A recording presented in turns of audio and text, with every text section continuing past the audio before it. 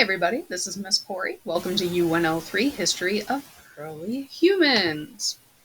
So learning targets today: develop a timeline that traces the migration of the earliest humans from Africa to other world regions and understand the evolution of humans and how modern humans study their remains. So your job, you're going to watch this Ed puzzle, answer the questions that I will ask you during the video today that I just want you to answer on the Ed puzzle, like when it stops and the little pop-up thing pops up is in blue text. Remember, if you don't ever get that pop-up thing, although there's blue text on the screen, okay, besides right now, then you need to turn off your ad blocker. And if you still have problems, email your teacher.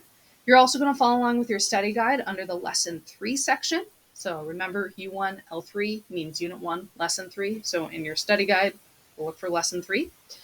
Important concepts on study guide will be in red text. And of course, if you have questions, email me or Mrs. Hinkle or come to office hours, okay? We are here to help you. So we are first going to start off with some geography. So if you look on your Lesson 3, you're like, whoa, there's a map here. So I'm going to show you some maps next up, and you're going to take a guess of what ancient location is where. So no Googling, just take your best guess on this. I am not deducting if you were right or wrong. Just take a guess and label these location on your map as on your study guide as you go. So the map on the study guide is labeled with numbers. And here, let me show it to you real quick. So it's easier sometimes. Okay, here we go. Here is the map if it loads for me. Please load.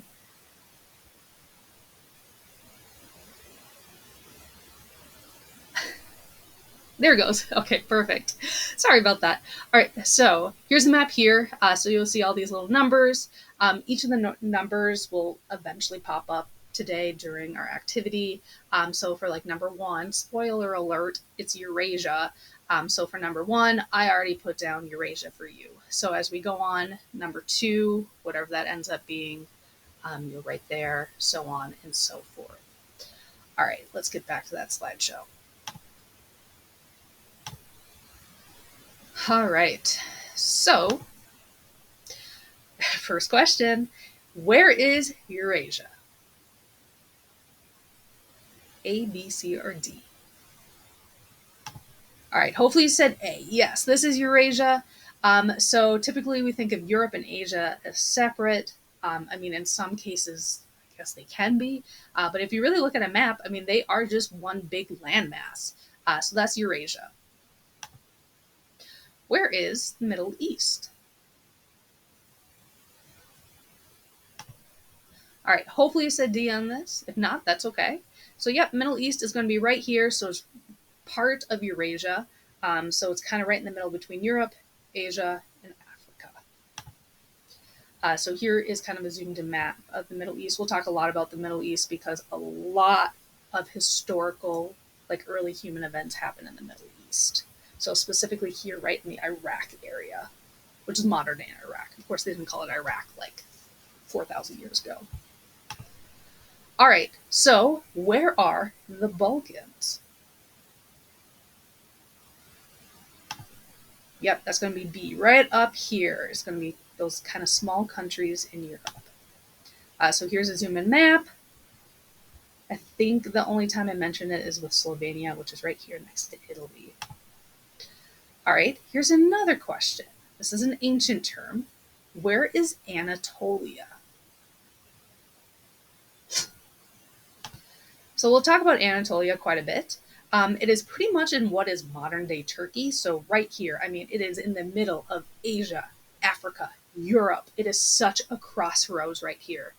Yep, and then here is a kind of zoomed in picture. So here's the Middle East again.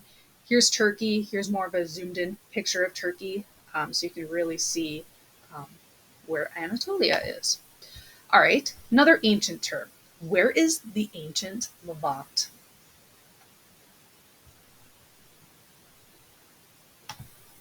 Yep, it's going to be A.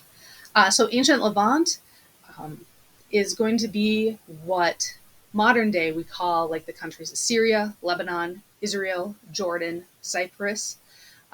Really, really important, especially due to Jerusalem. Okay, that's a major city for three of the world's biggest religions. So Christianity, Judaism, and Islam. So you can see here too, it is kind of right in the Middle East between Africa, Asia, Europe. All right, another one. Where is ancient Mesopotamia? Yep, it's going to be in the Middle East as well. So ancient Mesopotamia, so if we kind of do a zoom in here, is going to be really where Iraq is, or what we call modern day Iraq. So here's zoomed in right here, so you can see the Persian Gulf here. Here's that tip of the Persian Gulf right there. And you can see these two rivers that flow through it. They're called the Euphrates and the Tigris River. They're incredibly important to human development. So just keep that in mind. And then where is Peru? Yep, that one's over in South America. Where is Egypt? Yep, right up there in North Africa. We'll talk a lot more about Egypt next unit. And where is Mexico? Yeah, it's right there. Where is China? Yep, it's where the D is. All right, so make sure you put all these labels on the map corresponding to the number that I have on them. So now we're going to move on to the beginnings of history. So here's my first question for you that I just want you to answer on the Ed puzzle. When do you think history begins? So history begins is such a weird question. I have been asked that multiple times, and people are like, right, there's no right or wrong answer. Actually, there is a right answer to when history begins, and that is with the invention of writing. And that happened approximately between 3400 and 3100 BCE. So there are four very distinct places where writing emerged separately from each other. So it wasn't like one person had the idea and then they just spread it to all of these four places. Each of these places created writing like independently. So the first one is Mesopotamia, which we talked about, which is by modern day Iraq. Egypt, that happened in 3250 BCE. China, that happened in 1200 BCE. And then southern Mexico and parts of Guatemala, writing emerged in 500 BCE. So Mesopotamia being the first one to invent writing. All right, so prehistory. That is the time before writing. So pretty much everything before 3400 BCE. So examples I have up here. So here is like a, what is it, 233,000-year-old skeleton with gold in it. And then there's the Jefferson petroglyphs, which are 7,000 years old, and you can actually find that in southern Minnesota. So pretty cool. Artifacts. Those are human-made objects such as tools or jewelry. So we see here you got scissors, you got like needles and pins, other shells and beads and pottery. Those are all considered artifacts. So who studies artifacts? Archaeologists are going to be the names of the people that study the bones and artifacts of humans as well as pre-humans. So here's a picture of an archaeologist studying a Peruvian mummy. Anthropologists also study artifacts. They specifically study culture, which is a group's way of life. And when studying that culture, the group could be like a group of people that live, thousands, tens of thousands of years ago that have died off, or it might be a culture that's still alive today. Paleontologists also study artifacts. So they primarily study fossils. You probably think of dinosaurs as like the first thing. So they study fossils of plants and animal remains preserved into rocks. All right, so let's talk about the oldest human found. The oldest human found, or humanoid actually, they're not quite human yet, they're called humanoids, is someone named Ardi. And she was a 4.4 million year old female. She was found in Ethiopia. So here's a map of Africa. Ethiopia is right there. And it was also found 46 miles from another very famous skeleton called Lucy, who was just 3.2 million years old. So Artie is really special because she was biped, meaning she walked on two limbs, but also quadped, meaning she climbed trees with four limbs. These are not quite human yet, they're just human-like. So Mary Leakey, who is the picture right here, and her team discovered prehistoric footprints in Tanzania in 1978.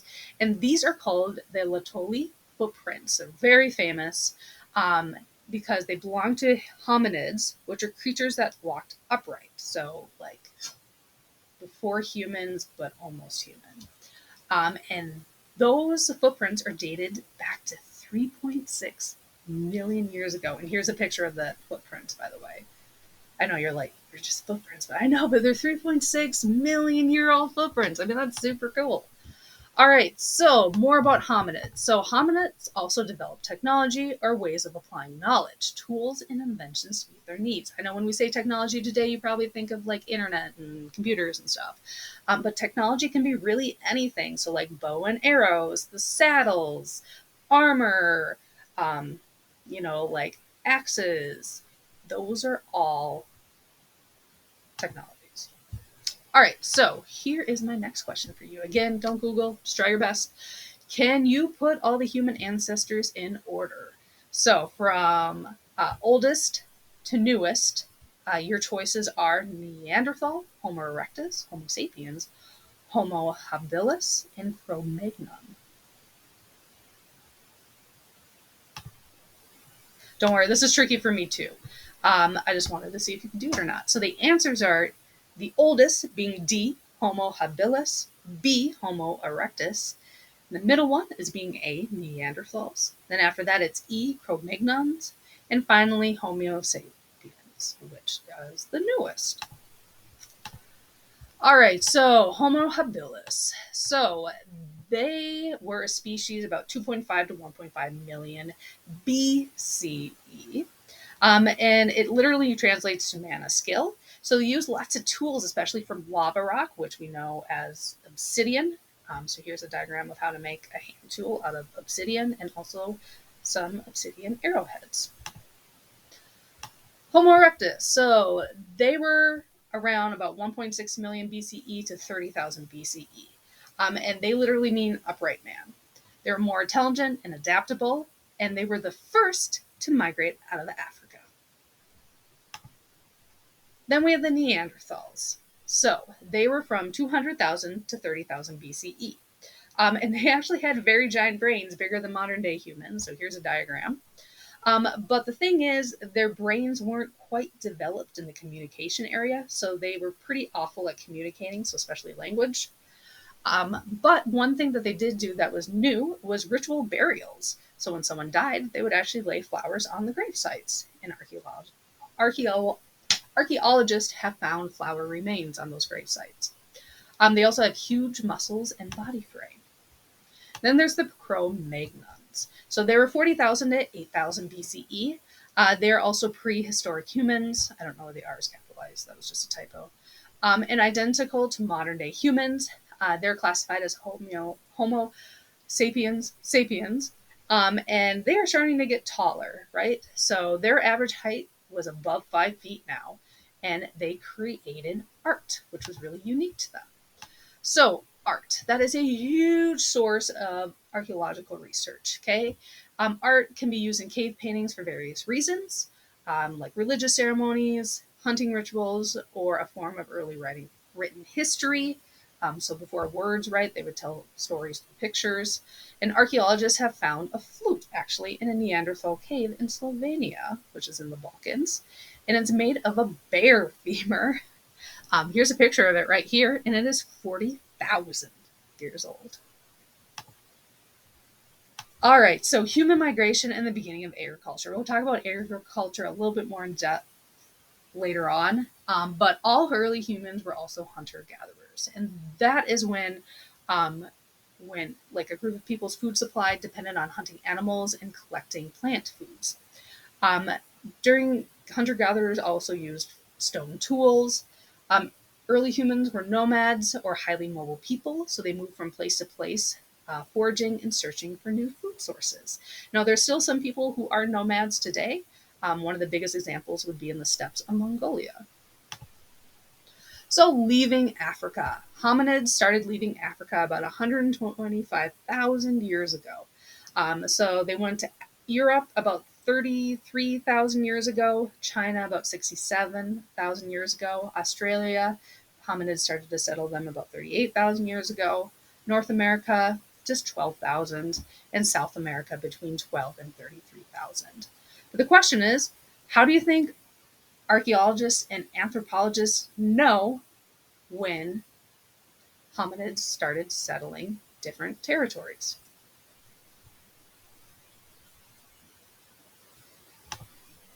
There's a lot of different evidence, like bones, of course, tools being found. That's a huge one, right? Because tools are made of stone. Stone doesn't degrade super easily.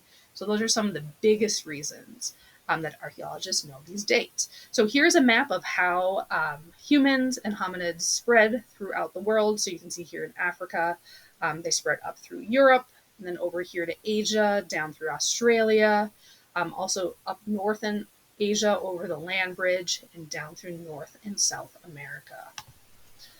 So, why did hominids and early humans leave Africa? There are three main reasons. The first one being competition with other humans. Okay, there's overpopulation, not enough supplies, they leave. Also, following animal herds. Okay, so there's herds of animals that would cross the land bridge between Russia and Alaska. And also human curiosity. Okay, we're humans, we like to explore things. So, Stone Age. With the Stone Age, there's actually two parts to the Stone Age, one being Paleolithic and the second one being Neolithic. So, let's talk about the first one. So, Paleolithic, it literally means Old Stone Age. And that's roughly between 2.5 million BCE and 8,000 BCE. And that's where there's the invention of tools, there's the mastery over fire, and development of language. So, what does paleo and lithic even mean? So, again, it literally means old, paleo, and lithic, stone.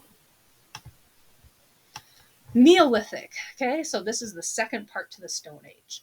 That was between 8,000 BCE and 3,000 BCE.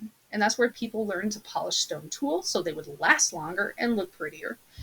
Make pottery, which was huge because then you would have to have the right kiln temperatures, and also grow crops and raise livestock. So here's a picture of some Egyptians with their pottery. So some other things too of how people lived back in the Stone Ages. So this is an example from England, actually. So you can see their houses here really kind of resemble what our modern day houses, right? They have doors, they have roofs, they have siding. Here's also in England, Stonehenge. That was during the Stone Age when that was created. In the Middle East, there was a lot of these things called ziggurats. Well, there wasn't a lot, but this is one of the main ones. Oops. It's called Tepe Saik. I wish I could talk more about it. It's really, really interesting. So what it literally is a mound of dirt. It's like just a bunch of people got together, made a civilization, and as like a way to show their power, they made a mound of dirt. And it's called a ziggurat. So this is what a ziggurat is. You can kind of think of it kind of like the pyramids. It wasn't necessarily just for burial though, but there are a lot of archaeological finds in ziggurats, like this pot right here. So they're pretty cool. I wish I could talk more, but I'd probably bore you. All right, so let's wrap up today. So we had a lot of some geography, we had prehistory, artifacts, archaeologists, anthropologists, culture, paleontologists, fossils, Artie, Mary Leakey, Latoli footprints, hominids, Homo erectus, Neanderthal, Cro-Magnons, hunter-gatherers, nomads, Stone Age Paleolithic, and Stone Age Neolithic. Now, most of the time, we don't have this many vocab words in one of these videos, but we just had a lot to go through today. So, next up, you are going to complete U1-L3, 5 main characteristics of a civilization. Google Slides, I'll show you that in just a second. And then after that, you're going to watch U1-L3, the Rise of Agriculture Ed Puzzle. Optional, there's also going to be an extra credit this week. Apparently, it's like Constitution Day or something this week. So I don't know, just was like, okay, sure, we can do an extra credit if you want to learn about the U.S. Constitution. I know it doesn't have to do a whole lot with like this time period of world history. So if you watch the video and answer all the questions correctly, you get some extra credit points. Also, if you are in my section, so sections 1 or 2, I do the weekly check-ins. I really love it when you fill those out. They're optional, but I respond to everybody. And then also, if you have question, comments, or you want to learn more, email your teacher or come to office hours. Mine is from 12 to 1, and Mrs. Hinkle's is from 2 to 3. So let's take a look real quick here at what you need to do next. So next up, you're going to learn about what 5 characteristics make a civilization. So the first one is complex institutions, the second is advanced cities, third is advanced technology, 4 is record keeping, and 5 is specialized workers. So what you are going to do is on slide 4, there is a wheel right here with all of 5 characteristics of a civilization.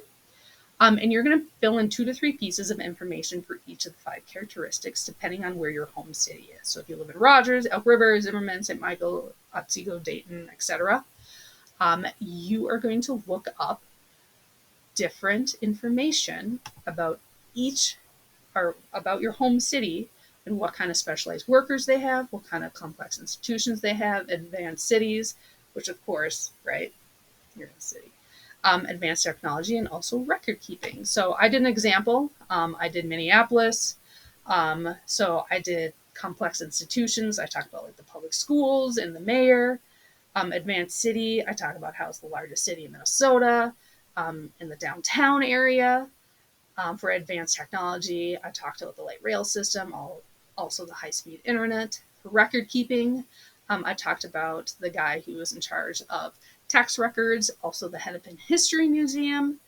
So there's a museum in your home city. And then with specialized workers, those are going to be like people who work in your city. So I said chems, which makes dairy products, HCMC, which is the big hospital in Minneapolis. So do the same thing on this slide with your home city. Okay? Let me know if you have any questions about that too, okay?